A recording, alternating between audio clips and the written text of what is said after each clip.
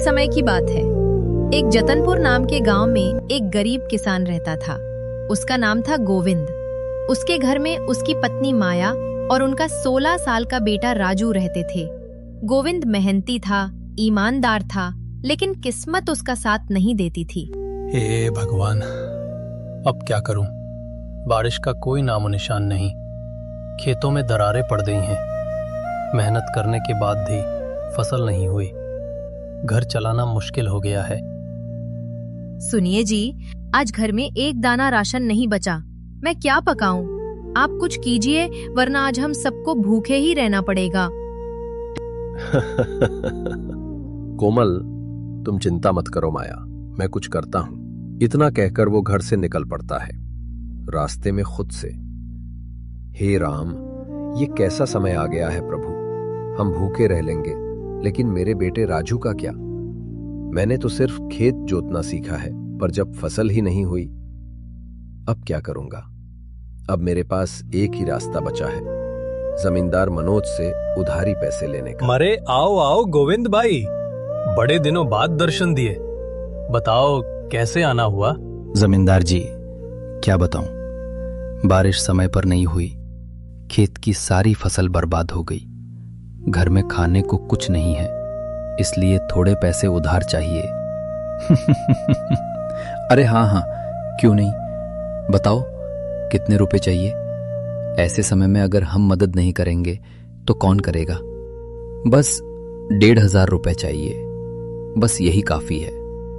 अरे गोविंद भाई, ये क्या बात हुई? इतना कम क्यों? 10,000 ले लो। क्या पता आगे कब बरसात हो, कब समय बदले। मनोज मन ही मन सोचता है, ज्यादा पैसा लोगे तभी तो ज्यादा ब्याज मिलेगा। सही कह रहे हैं, भगवान जाने कब अच्छा समय आएगा। ठीक है, 10,000 ले लेता हूं। तो ब्याज कितना लगेगा जमींदार जी? 10,000 पर 8% प्रति महीना। बस, आप तो अपने हैं। हे भगवान, 8% बहुत ज्यादा है, पर कोई चारा भी नहीं। चलो ले लेता हूं। गोविंद पैसे लेकर घर लौट आता है। अरे, ये सब सामान कहाँ से आया जी? मुझे पता था तुम नाराज होगी, लेकिन और कोई रास्ता नहीं था। मैंने जमींदार मनोज से पैसे उधार लिए हैं। क्या? वही मनोज? वो तो बहुत चालाक आदमी है। वो ब्याज के बदले लोगों के खेत और धड़ छीन लेता है। मुझे पता है माया, पर और कोई चारा नहीं था। चलो, अब राजू के लिए कुछ अच्छा बना दो, वो खुश हो जाएगा। ठीक है जी, आज मैं राजू के लिए उसकी पसंद की खीर बनाती है। दोपहर में राजू घर आता है। खीर देखकर वो खुश हो जाता है। राजू, वाह माँ, आज तो बहुत मजेदार खुशबू आ रही है। हाँ बेटा, तेरे लिए ही बनाई है। ला, खाना बहुत स्वादिष्ट है। पापा, मेरे दोस्त रमेश ने बुलाया है। वो कह रहा था कि आज उसके पापा मुझसे मिलना चाहते हैं। मैं 1 घंटे में वापस आ जाऊंगा। ठीक है बेटा, ध्यान से जाना। अरे राजू, आ गया तू?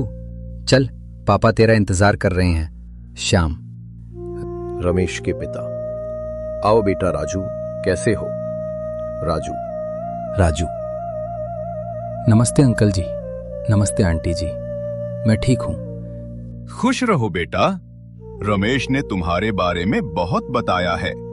तुम बहुत मेहनती और समझदार बच्चे हो। थोड़ी देर बातें होती हैं। बेटा, कल से तुम स्कूल से आकर हमारे घर आ जाया करो। मैं चाहता हूं कि तुम्हें कुछ सिखाऊं। जी अंकल, लेकिन घर के कुछ काम भी रहते हैं। कोई बात नहीं बेटा, मैं खुद तुम्हारे पिताजी से बात कर लूंगा। अगले दिन शाम गोविंद के घर आते हैं। शाम, गोविंद जी, आपके बेटे राजू की बातों ने मुझे बहुत प्रभावित किया है। वो बहुत होशियार है। मैं चाहता हूं कि उसकी पढ़ाई की फीस मैं भर दूं। गोविंद, श्याम जी, आप भगवान हैं। आपने हमारी बड़ी चिंता मिटा दी। अब राजू रोज रमेश के घर जाने लगा। एक दिन श्याम जी ने दोनों बच्चों को बुलाया। बेटा, बताओ कौन शेयर मार्केट के बारे में जानता है? अंकल, मैंने तो पहली बार सुना है। पापा, बस इतना जानता हूं कि उसमें शेयर खरीदे बेचे जाते हैं। बिल्कुल सही। अब कल से मैं तुम्हें सिखाऊंगा। अगले दिन श्याम अपने ट्रेडिंग रूम में बच्चों को ले जाते हैं। राजू, वाह अंकल, इतने सारे कंप्यूटर,